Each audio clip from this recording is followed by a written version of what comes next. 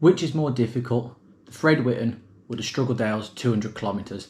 That's a question I've been asked a lot recently after doing both rides within a 2-week period. So the way I've decided to try and work out which is more difficult is I'm going to do a tier list. So there's 9 climbs for each of the sportives, which works out ideal.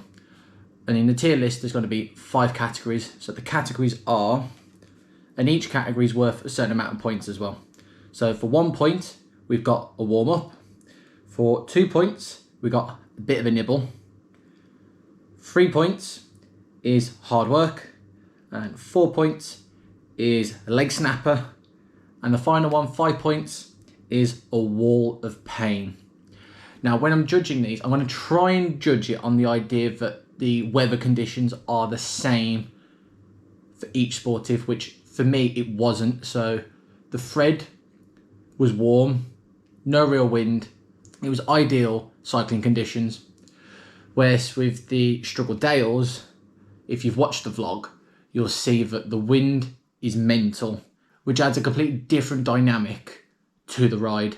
So I'm going to try and go off the idea that, say, it's 20 degrees, no major wind, and no rain. And obviously, depending on when you go, it will change on the weather and obviously change your experience. Also, with the consideration of where I'm going to rate these is where they come along in the sportive. So, for example, there may be a climb which, if you did it just on its own, may be a bit of a nibble. But if you're doing it after 100 miles, obviously that's a completely different experience within the sportive. So instead of it being a bit of a nibble, it may end up being hard work or a leg snapper. So it's pushed up higher. So it depends on where it comes in. So as I go through all these climbs, I'm going them in order of how they arrive in the sportive. Right, let's get into the first climbs of the day. So we had Kirkstone Pass on the Fred Whitton. That averages 5.5%. It maxes 16 and is 3 miles long. Now this was right at the beginning, so the legs are fresh and so you got no fatigue in your legs, so they're ready to go. And I just took my time up it, and I would give that a rating of a bit of a nibble. So let's write that down so I've got here, so I know what I'm doing. So bit of a nibble, 2. So that's 2 points for the Fred Whitton. The first one on the Struggle Dales 200 kilometres was Bedum, which averages 7%, max is 10%, and is only half mile long. So this one really was a warm-up. So it goes into that category, getting just 1 point. So that is a early lead for the Fred Whitton. Right, going on to climb 2. So for the Fred Whitton, you got Park Rash, also known as Matadale End. So this averaged 7%, maxed 10%, was 1.2 miles long. Again, I'd say this was a warm-up. Nothing too strenuous, not too long. So yeah, that is a warm-up, adding 1 point to the Fred. Hartwith Bank. Right, so this is a mile long, averages 8%, has a max gradient of 25%. And that 25% bit seemed to go on a bit longer than what mentally I prepared. So it was quite hard. But equally, it is early on. So I don't think it quite gets into hard work. Or does it? Hard work or a bit of a nibble? No, I'm going to say it gets into hard work because I remember going up it and thinking, God, this is hard work. This is harder than I mentally prepared for, even on fresh legs. So yeah, I'm going to give that hard work. So that now puts the Struggle Dales ahead 4-3. Going on to climb number 3, which was Honister Pass for the Fred Whitton, which averaged 10%, max is 25%, and is a 1.5 miles long. Now on this climb, this was brutal. It was really crowded, so you really had to concentrate and weave yourself through the cycling traffic. There was also a few cars coming down, and the first half of this climb is brutal. It's much steeper than the second half. It maxes 25% in this area, and it's over 20% for a long period. So this was you really had to start working hard, and that's where do we put in leg snapper or hard work? I'm going to go leg snapper, because this, as well as it being really, really brutal, you also saw lots of people, it was the first time they were walking in the sportive. Yeah, I'm going to give Honister Pass a leg snapper. Then the third climb in the Struggle Dales was Greenhow Hill, and it's a longer climb at 2.5 miles long. Average is 10% and max is 18%. Where would we go for this? I'm going to go hard work. So for that, the reason I would say that is it drags on for a long period of time. It averages the same as Honister Pass, but there's not that section where like it feels like you're really having to dig into the deep. It doesn't go into that 25% range. It's just below that level with a max 18%. So yeah, I'm going to give that a hard work, which gives it 3 points. So that currently puts it level at 8-8. Right, so we're going to go on to climb number 4, which is Newlands Pass for the Fred Whitton, which averages 11%, max is 25%, and is 1.2 miles long. So this is just after feed station 1, so you've had time to get a little bit of a rest, your legs are a little bit fresher after the battle you've just had up Honister Pass. I would go with this. Even though it reaches the same gradient as Honister Pass, the 25% bit isn't quite as long, and yeah, I'm going to go, it's probably on the higher end of hard work. So that will be another 3 points for Fred Whitton. Burnsall Fell. This one averages 3%, max is 12, 1.2 miles long. It's a beautiful climb. I really enjoyed the scenery, but it's not a difficult climb at all. So this will go under warm-up, giving it just 1 point. So currently we've got the Fred Whitton on 11 points. And we've got the Struggle Dales on 9 points. Moving on to climb number 5, Whinlatter Pass, which this is for the Fred Whitton. This averages 7%, max is 15%, and is 2.1 miles long. Now this was a great struggle, not just because of the gradient, but it was so busy and there was car traffic coming up and down as people are using Whinlatter Pass as a place for a feed stop. I'd say it's a bit of a nibble because it never really like really stings the legs. It just goes on and on and on. And if you just pace yourself sensibly, it won't be that painful of a climb. So yeah, that is going to be a bit of a nibble. 2 points for Whinlatter Pass there. Then Bedum Moor. I really like this climb. It's one of my favourites of the Struggle Dales. Really scenic, in the middle of nowhere, really quiet. Beautiful, great addition to the Struggle Dales. Part of the extra loop of the 200 kilometres.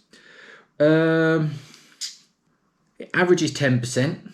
I ain't even told you the stat yet. So it averages 10%. It maxes 15% and is just under a mile long, 0.9 miles. Despite it being half the distance, I did find it harder than Whinlatter Pass. But I don't think it was hard enough to go into the next category of hard work. So it's still going to be the same category as Whinlatter Pass. It's going to go into a bit of a nibble, which gives us a score currently of the Fred Whitton is on 13 points and the Struggle Dales is on 11 points. Right, so we're going to go on to climb number 6, which for the Fred Whitton was Cold Fell. Now, a lot of people say this is the boring part of the Fred, but I actually quite enjoyed this. I could see out into the sea. It was nice and scenic by us. Was it as dramatic as some of the other passes in the lakes? No, but I think this gets a bashing more than it deserves. Anyway, going on to the difficulty. So, it averages 4%, it maxes 20%, it's 2.3 miles long. The 20% bit is not too long, and there's no real massive surges in Cold Fell. Just get over that short 20% section and you can take your time. But it is getting later into the ride. But you have equally just had quite a gap from the last climb last climb to like let the legs recharge a bit. You've been able to stop at Team 13, refuel, get the electrolytes in, any little snacks they've got there. So your legs shouldn't be feeling too bad there unless you're absolutely breaking your neck trying to get a fast time. If you're just surviving, shouldn't be too bad at this point. I'm going to go on the higher end of a bit of a nibble.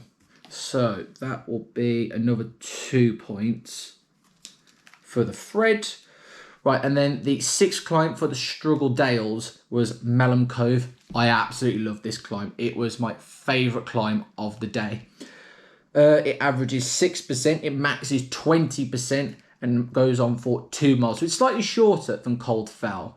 But if you go off those numbers, you'd think, oh, it's going to get the same rating. It's not. It is definitely a more difficult climb. The reason for this is within the 2 miles, the half a mile at the beginning and the half a mile at the end aren't too difficult. But that bit in the middle, that mile, that is really challenging. That particular section for a mile averages just under 10% and has a much longer section above 20, reaching up to 20%, which makes the climb a lot more difficult. So for that, I'm going to give it a hard work rating, which adds 3 points, which means the Struggle Dales catches up ever so slightly. So we've got the Fred currently on 15 points and the Struggle Dales is on 14 points. Right, we're getting now to climb number 7, and these are the premier climbs of each event. Hardknott Pass. Do I really have to explain? It's just brutal. It averages 13%. It maxes 33%. It's just under 1.5 miles long. And it comes at the 93 mile stage. It's brutal. It's just brutal. I've tried to explain it to people who haven't ridden Hardknott or haven't ridden Hardknott in the Fred Whitton after that period of climbing. Like some people say, oh, I've ridden Hardknott Pass in the coast to coast. Don't get me wrong, it's still going to be hard. But considering at the beginning of the ride to the end of the ride, the Fred, it's completely different experience. It's a wall of pain. It's rated at 5 out of 5. Goes straight in the top category. Right, Park Rash for the Struggle Dales. Averages 10%. Max is 25%, so it's still a stinging killing climb. It is 1.3 miles long, so it's ever so slightly shorter than the Fred's Hardknott Pass. I'm going to say this is a leg snapper. It comes after about, I think it was 73 miles. It's around that stage, and it's really hard work. Luckily, when I went there, I had a tailwind going up there, so it pushed me up it, and I beat my previous time by just under 4 minutes. I was ecstatic with that. But I was still having to put down some serious wattage. My heart rate went over 180. Having to work really hard. So yeah, that is going to be a leg snapper. So I'll add on 4 points. Right, so that puts the Fred Whitton currently is at 20 points. And the Struggle Dales is at 18 points. So it's very close here at the minute. Right, moving on to the next one, which is Rhinos Pass for the Fred Whitton. Now this is going up the so-called easier side of Wrynose Pass. Not easy, just easier than the other side. Which, for a matter of fact, the other side of Wrynose Pass, I actually personally think is harder than Hardknott Pass. But that's a topic for another day. So, Rhinos Pass averages 8%, maxes 25%, and is 1.1 miles long. Extremely hard work. If it was at the beginning of the ride, I'd probably give this hard work. But with it being after Hardknott Pass, you're about 97 miles in now. It goes up a category. So I'm going to be ranking it up to leg snapper. So that is another 4 points added here. Trapping Hill. Disclaimer here. I didn't actually get up Trapping Hill. I had to get off the bike. Just because at that point when I got to Trapping Hill, it was too dangerous to ride with the crosswind. I wasn't going to ride in it. So I've had to speak to other people and get their opinions on Trapping Hill, trying to get them to think without the headwind and the crosswind they had there. Trying to think if it was just a normal day, how would they rank it? Let's go over the stats first. So it's 4.6 miles long, so it is much longer than Wrynose Pass. It has an average of 4.5% and has a max gradient of 15%. So this is hard work. It's, from what people have told me, especially consider how late it is in the sportive, it's really challenging. If it was at the beginning, it would probably go into hard work, but with it being the fact it's right at the end, people have told me it should be put back up into leg snapper, especially with how long it is. The duration of the climb really bit into people's legs and snapped a few of the legs. So that puts the Fred on 24 points, and it puts Struggle Dales on 22 points with just one climb left to go. Right, so the final climb for the Fred Whitton is Blle Tarn. Now this is a mile long, it averages 7%, just over a mile, and max is 25%. Now that 25% section is fairly short, and with it being the fact it's just after Wrynose Pass and Hardknott Pass, you're getting very close to 100 miles now. Your legs are battered, and you're just praying to get to Grasmere and you want it over and done with. With Blle Tarn, I would originally say this is a bit of a nibble, but because of it being late on, I'm going to bump it up one. So I'm going to put it to hard work. Hard work, an extra 3 points. Now, 2 stoops, also known as Norton Bank Road. Again, because I didn't get past Trapping Hill, I haven't ridden this during the Struggle Dales, but I did ride it last year at an end of a big ride. So I'm going to try and put myself in the idea of going up 2 stoops, and I've got, I think it was like 180 kilometres in the legs, well over 100 miles. Again, going off the idea of where it is, I would originally say it's hard work.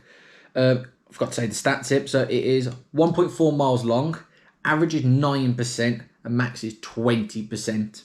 But that seems to drag on a lot more.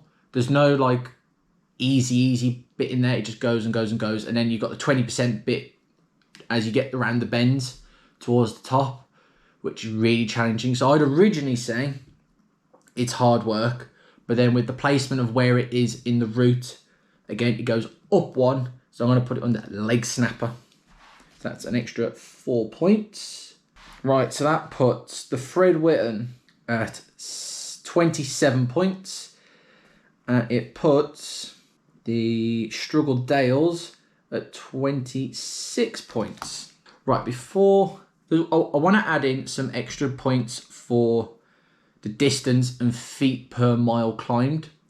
So I've got here, the Fred Whitton is 112 miles, 11,500 feet of climbing, which averages out 102 feet of climbing per mile. The Struggle Dales is an extra 13 miles long at 125 miles. Because it was 202 kilometres. It just goes over the advertised 200 kilometres. But you've got an extra 2,000 feet worth of climbing here. So you've got 13,500 feet of climbing, which gives it a slightly higher feet per mile at 108 feet per mile.